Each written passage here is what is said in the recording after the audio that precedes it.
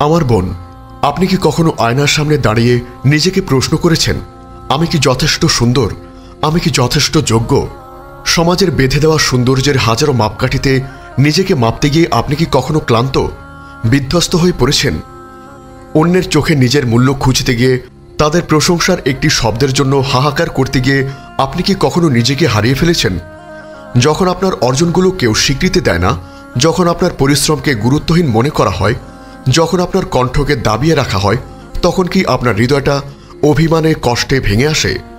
আপনার ভেতরে জমে থাকা কষ্টগুলো যখন প্রকাশের ভাষা খুঁজে পায় না, আর রাতের গভীরে বালিশ ভেজানো অশ্রুই যখন আপনার একমাত্র সঙ্গী হয়, তখন কি আপনার নিজেকে এই পৃথিবীর সবচেয়ে একা এবং মূল্যহীন একজন মানুষ বলে মনে হয়? যদি এই অনুভূতিগুলোর একটিও আপনার পরিচিত মনে হয়, তবে আজকের এই কথাগুলো শুধুমাত্র আপনার জন্য, আপনার সেই হৃদয়ের জন্য যা নিজের সত্যিকারের পরিচয়, সম্মান এবং আত্মবিশ্বাসের অকৃত্রিম উৎস খুঁজে বেড়াচ্ছে। আসসালামু আলাইকুম রহমতুল্লাহ।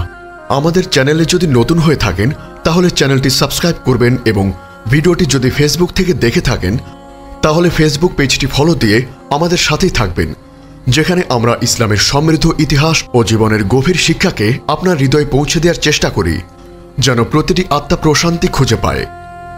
আপনার ইমানি জীবনকে আরও সমৃদ্ধ করতে আমাদের ব্লগ থেকে পড়ুন অনুপ্রেরণামূলক প্রবন্ধ, শুনুন হৃদয় ছোঁয়া অডিও এবং আপনার জীবনের প্রতিটি প্রশ্নের ইসলামিক সমাধান খুঁজে পেতে আজই ভিজিট করুন আমাদের ওয়েবসাইট www.ummakantha.com। আজকের এই আধুনিক দুনিয়ায় আমাদের প্রতিনিয়ত শেখাচ্ছে নারীর মূল্য নির্ভর করে তার বাহ্যিক সৌন্দর্যের উপর, তার পেশাগত সাফল্যের লেভেলের উপর, কিংবা সোশ্যাল মিডিয়ায় তার ফলোয়ারের সংখ্যার উপর। এই কৃত্রিম এবং চাপিয়ে দেওয়া মানদণ্ডের অন্তহীন প্রতিযোগিতায় দৌড়াতে গিয়ে আমরা প্রায় ভুলে যাই যে আমাদের আসল পরিচয় কী এবং আমাদের মর্যাদার শেকড় কোথায় প্রথিত।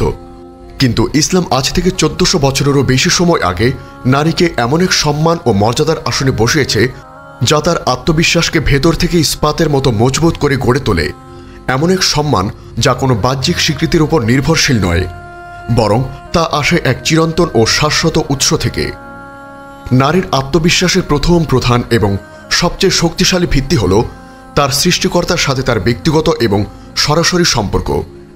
একটি মুহূর্তের জন্য আপনার চোখ বন্ধ করে গভীরভাবে ভাবুন তো, আপনাকে যিনি সৃষ্টি করেছেন তিনি হলেন সেই সুবিশাল আসমান ও জমিনের একচ্ছত্র অধিপতি। তিনি আর রহমান, আর রাহিম, আল জব্বার।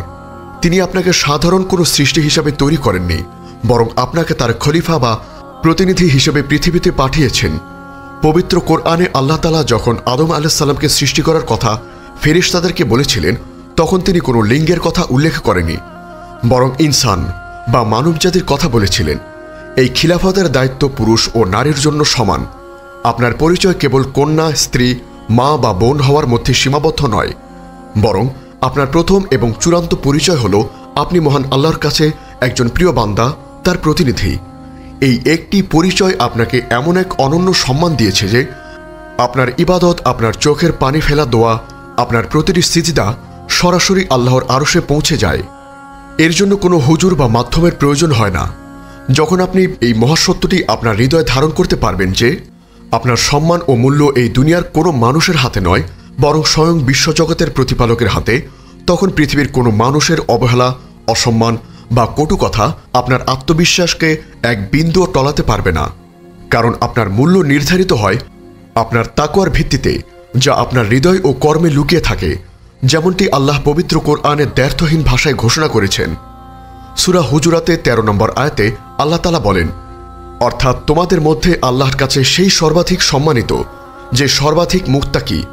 আপনার গায়ের রং, আপনার বংশমর্যাদা, আপনার শিক্ষাগত যোগ্যতা বা আপনার সামাজিক অবস্থান নয়, একমাত্র আপনার আল্লাহভীতি এবং সৎকর্মই আপনার মর্যাদার একমাত্র মাপকাঠি। ইসলামের নারীর আত্মবিশ্বাস গঠনের দ্বিতীয় অমোঘ উপায় হল জ্ঞানার্জন। জ্ঞানের আলোয় পারে সন্দেহের অন্ধকার দূর করতে। রাসূল সাল্লাল্লাহু আলাইহি ওয়াসাল্লাম বলেছেন, জ্ঞানার্জন করা প্রত্যেক মুসলিমের জন্য ফরজ। এখানে তিনি মুসলিম শব্দটি ব্যবহার করে পুরুষ এবং নারী উভয়কেই এই দায়িত্বের অন্তর্ভুক্ত করেছেন। ইসলাম কখনো নারীকে জ্ঞানের আলো থেকে দূরে রাখেনি, বরং তাকে ক্রমাগত উৎসাহিত করেছে। ভেবে দেখুন তো, উম্মুল মুমিনিন মা আয়েশা রাদিয়াল্লাহু আনহার কথা। তিনি ছিলেন জ্ঞানের এক চলমান সাগর। তার স্মৃতিশক্তি ছিল প্রখর, তার বিশ্লেষণ ছিল গভীর, বড় বড় সাহাবীরাও যখন ফিকহ হাদিস বা তাফসিরের কোনো জটিল মাসআলার সম্মুখীন হতেন তখন সমাধানের জন্য তার জ্ঞানের দরজায় এসে কড়া নাড়তেন। তিনি নির্ভয় এবং পূর্ণ আত্মবিশ্বাসের সাথে মানুষকে দ্বীনের জ্ঞান শিক্ষা দিতেন। মসজিদে নববীতে বসে নারীদের পাঠদান করতেন। তার জ্ঞানই ছিল তার শক্তি, তার আত্মবিশ্বাসের উৎস। শুধু আয়েশা রাদিয়াল্লাহু আনহা নন, ইসলামের ইতিহাসে আরও অগণিত নারী স্কলার ছিলেন। উম্মে সালামা রাদিয়াল্লাহু আনহা তার প্রজ্ঞা ও রাজনৈতিক দূরদর্শিতার জন্য পরিচিত ছিলেন। ইমাম শাফি রাহিমাহুল্লাহর মতো যুগশ্রেষ্ঠ ইমামও সৈয়দা নাফিসা বিনতে আল হাসান রাহিমাহুল্লাহর মতো মহিয়সী নারীর কাছ থেকে জ্ঞানার্জন করেছেন। যখন একজন নারী ইসলাম ও দুনিয়ার জ্ঞানে সমৃদ্ধ হন তখন তিনি নিজের অধিকার এবং কর্তব্য সম্পর্কে সচেতন হন। কোনটা হালাল এবং কোনটা হারাম তা বুঝতে পারেন এবং সমাজের চাপিয়ে দেওয়া ভুল ধারণা এবং কুসংস্কারের বিরুদ্ধেও দৃঢ়ভাবে দাঁড়াতে পারেন। জ্ঞান তাকে এমন এক অভ্যন্তরীণ শক্তি এবং স্বচ্ছ দৃষ্টি দেয় যা তার ব্যক্তিত্বকে সূর্যের মতো উজ্জ্বল করে তোলে এবং তাকে প্রকৃত অর্থেই আত্মবিশ্বাসী করে তোলে।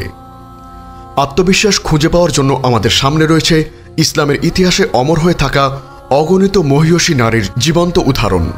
আপনি যখন নিজেকে একা, দুর্বল এবং অপবাদগ্রস্ত অনুভব করবেন তখন স্মরণ করুন মরিয়ম আলাইহিস সালামের জীবনের কথা। তিনি কোনো পুরুষের স্পর্শ ছাড়াই আল্লাহর অলৌকিক হুকুমে ঈসা আলাইহিস সালামকে গর্ভে ধারণ করেছিলেন। একবার সেই মুহূর্তটির কথা কল্পনা করুন যখন তিনি একাকী অসহায় অবস্থায় সন্তান প্রসবের যন্ত্রণায় কাতর এবং সেই চরম মুহূর্তেও আল্লাহ তার জন্য খাবারের ব্যবস্থা করেছিলেন। আর যখন তিনি তার সন্তানকে নিয়ে সমাজের সামনে এলেন, পুরো সমাজ যখন তার চরিত্র নিয়ে প্রশ্ন তুলল, তাকে কঠিন অপবাদ দিল, তখন তিনি কার উপর ভরসা করেছিলেন? তিনি মানুষের সাথে বিতর্কে লিপ্ত না হয়ে নীরবে ধৈর্যের সাথে আল্লাহর উপর ভরসা রেখেছিলেন। আর আল্লাহ তার সম্মান এমনভাবে রক্ষা করলেন যা ছিল অকল্পনীয়। ঈসা আলাইহিস সালাম মায়ের কোলের ভিতরে দোলনা থেকেই কথা বলে নিজের নবুয়ত এবং মায়ের পবিত্রতার সাক্ষ্য দিয়েছিলেন। মরিয়ম আলাইহিস সালামের এই ঘটনা আমাদের শেখায় যে যখন আপনি সত্যের উপর অটল থাকবেন তখন সমস্ত দুনিয়া আপনার বিরুদ্ধে গেলেও এক আল্লাহর সাহায্য আপনার সম্মান রক্ষার জন্য যথেষ্ট। আপনি যখন বড় কোনো সিদ্ধান্ত নিতে ভয় পাবেন তখন ভাবুন উম্মুল মুমিনিন খাদিজা রাদিয়াল্লাহু আনহার কথা। নবুয়ত প্রাপ্তির পূর্বেও তিনি ছিলেন মক্কার একজন অত্যন্ত সফল, ধনী এবং সম্মানিত ব্যবসায়ী, যিনি তাহেরা বা পবিত্রা উপাধিতে পরিচিত ছিলেন। তার প্রজ্ঞা, বুদ্ধিমত্তা এবং দূরদর্শিতা ছিল প্রবাদতুল্য। তিনি রাসূল সাল্লাল্লাহু আলাইহি ওয়াসাল্লামের সততা ও চরিত্রে মুগ্ধ হয়ে তার কাছে বিয়ের প্রস্তাব পাঠিয়েছিলেন, যা ছিল তৎকালীন আরবের প্রেক্ষাপটে এক বৈপ্লবিক এবং আত্মবিশ্বাসী পদক্ষেপ। নবুয়তের সেই কঠিনতম দিনগুলোতে যখন সবাই রাসূল সাল্লাল্লাহু আলাইহি ওয়াসাল্লামকে প্রত্যাখ্যান করেছিল, তখন তিনি ছিলেন রাসূল সাল্লাল্লাহু আলাইহি ওয়াসাল্লামের সবচেয়ে বড় মানসিক, আর্থিক এবং আত্মিক শক্তি। তিনি প্রথম ইসলাম গ্রহণ করেন এবং নিজের সমস্ত সম্পদ ইসলামের জন্য বিলিয়ে দেন। তার আত্মবিশ্বাস এতটাই দৃঢ় ছিল যে তিনি সমাজে প্রচলিত ধারণাকে ভয় না পেয়ে সত্য ও ন্যায়ের পক্ষে পাহাড়ের মতো দাঁড়িয়েছিলেন। কিংবা ভাবুন তো ফেরাউনের স্ত্রী আসিয়ার কথা। তিনি এমন এক পরিবেশে বাস করতেন যা ছিল শিরিক, জুলুম আর ক্ষমতার দম্ভে পরিপূর্ণ। তিনি ছিলেন পৃথিবীর সবচেয়ে বড় তাগুত এবং অত্যাচারী শাসকের স্ত্রী, কিন্তু তার ঈমান ছিল পর্বতের মতো অটল এবং নিষ্কলুষ। তিনি রাজপ্রাসাদের সমস্ত ভোগ, বিলাস, আরাম আয়েশকে তুচ্ছ জ্ঞান করে এক আল্লাহর উপর বিশ্বাস স্থাপন করেছিলেন এবং সেই বিশ্বাসের জন্য ফেরাউনের ভয়াবহতম নির্যাতন সহ্য করে শাহাদাত বরণ করেছিলেন। তার আত্মিক শক্তি এবং বিশ্বাস এতটাই প্রবল ছিল যে দুনিয়ার কোনো লোভ বা ভয় তাকে সত্যের পথ থেকে এক চুলও সরাতে পারেনি।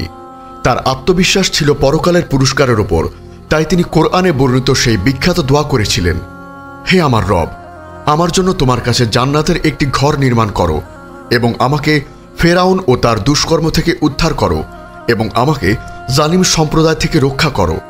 সূরা আত-তাহরিম আয়াত 11। এই মহিয়সী নারী আমাদের সত্যিকারের রোল মডেল। তাদের জীবন আমাদের শেখায় যে সত্যিকারের আত্মবিশ্বাস আসে আল্লাহর প্রতি অবিচল আস্থা, নিজের নীতির ওপর দৃঢ়তা এবং পরকালের প্রতি বিশ্বাস থেকে। ইসলাম নারীকে যে পর্দার বিধান দিয়েছে তা নিয়ে আধুনিক বিশ্বে অনেক ভুল ধারণা পোষণ করা হয়। অনেকে একে নারীর অগ্রগতির পথে অন্তরায় মনে করেন, কিন্তু গভীরভাবে দেখলে বোঝা যায় হিজাব বা পর্দা নারীর আত্মবিশ্বাসকে কমিয়ে দেয় না, বরং বহুগুণে বাড়িয়ে তোলে। পর্দা একজন নারীকে এই পৃথিবীর কাছে এক শক্তিশালী বার্তা দেওয়ার সুযোগ করে দেয়।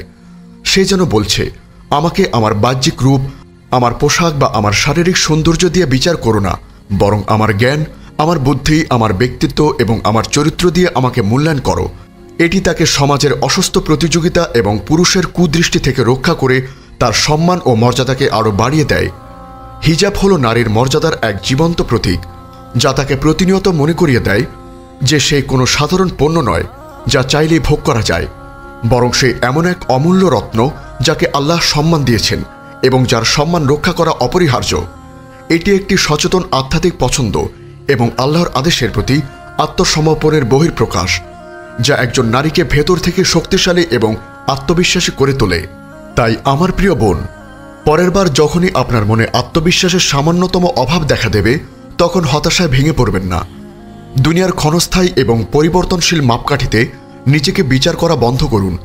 আয়নার সামনে দাঁড়িয়ে নিজের বাহ্যিক ত্রুটিগুলো না খুঁজে জানামাজে দাঁড়িয়ে সেজদানত হয়ে আল্লাহর সাথে আপনার সম্পর্কের কথা ভাবুন। জ্ঞান অর্জনের মাধ্যমে নিজের ভেতরকে এমনভাবে আলোকিত করুন যেন আপনার প্রজ্ঞার আলোতে চারপাশ উদ্ভাসিত হয়। খাদিজা রাদিয়াল্লাহু আনহার মতো প্রজ্ঞাবান, আয়েশা রাদিয়াল্লাহু আনহার মতো জ্ঞানী এবং মরিয়ম আলাইহিস সালামের মতো পবিত্র ও আসিয়া রাদিয়াল্লাহু আনহার মতো দৃঢ় ঈমানের অধিকারী নারীদের জীবন থেকে অনুপ্রেরণা নিন। সর্বদা মনে রাখবেন, আপনার সম্মান ও মর্যাদা কোন মানুষের প্রশংসাপাত্র বা স্বীকৃতির ওপর নির্ভরশীল নয়। আপনি এই মহাবিশ্বের মহান অধিপতির এক বিশেষ এবং সম্মানিত সৃষ্টি। এই একটি অনুভূতি আপনার সকল হীনমন্যতা দূর করে আপনার আত্মবিশ্বাসকে আকাশে তুলে দেওয়ার জন্য যথেষ্ট। আমাদের এই মহৎ বার্তা ছড়িয়ে দিতে এবং ইসলামের আলোকে প্রতিটি হৃদয়ে পৌঁছে দিতে অনুগ্রহ করে চ্যানেলটি সাবস্ক্রাইব করুন এবং বেল আইকনটি প্রেস করুন। আমাদের ফেসবুক পেজ ফলো করে উম্মাহ কণ্ঠ পরিবারের একজন সদস্য হয়ে যান। আর আমাদের ইসলামিক ব্লগ ও রিসোর্স পেতে আজই ভিজিট করুন আমাদের ওয়েবসাইট www.ummahkontho.com।